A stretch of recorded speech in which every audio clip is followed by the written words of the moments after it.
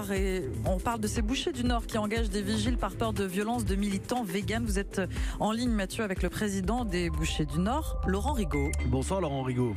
Oui, bonsoir. Et merci d'être en direct avec nous. À chaque fois qu'on évoque ce sujet, je tiens à vous le préciser, au 39-21, on a pas mal de sympathie qui s'adresse à l'égard de votre profession. Beaucoup de boucheries dégradées ces dernières semaines, ces derniers mois. Vous aviez même été reçu par l'exécutif, quelques bouchers, peut-être vous directement, Laurent Rigaud. À partir de ce soir, un vigile devant les boucheries. Oui, effectivement. Il y a un moment, il faut répondre à ces attaques. Ça fait 16 mois, 16 attaques. Et là, ils annoncent sur les réseaux sociaux, certaines associations de véganes, que demain sera une journée d'action contre nos commerces. Eh bien voilà, donc on répond en leur disant, voilà, nous on sécurise nos entreprises, on ne peut plus accepter qu'on fracasse nos magasins la nuit ou la journée, venir embêter ou chagriner notre personnel ou nos clients. Voilà, donc alors aujourd'hui, demain, après-demain, ce week-end, il y a à Paris ce qu'on appelle la Veggie Pride. Je ne connaissais pas. Veggie Pride ou Veggie Pride, c'est une marche de véganes, une manifestation pour le coup encadrée et légale. Mais vous, sur les réseaux sociaux, vous avez vu des menaces concernant vos commerces.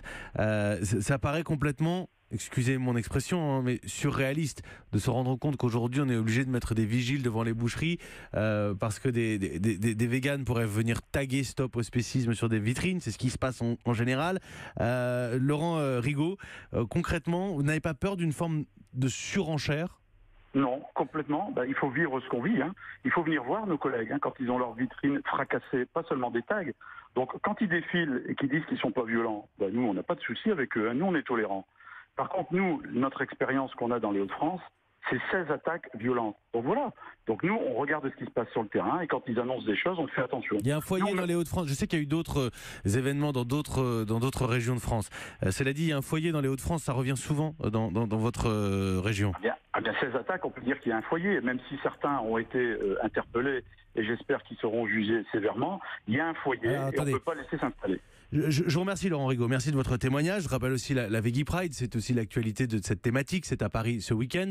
Et je tiens à être très précis, je me souviens qu'Aymeric Caron m'avait repris en direct sur cette question-là. Il y a eu 6 interpellations. Pour l'instant, il n'y a pas de condamnation et on ne sait pas exactement encore quelles sont les personnes qui ont tagué ces vitrines. Cela dit, le résultat, c'est que certains bouchers ont eu leur boutique dégradée, qui que ce soit.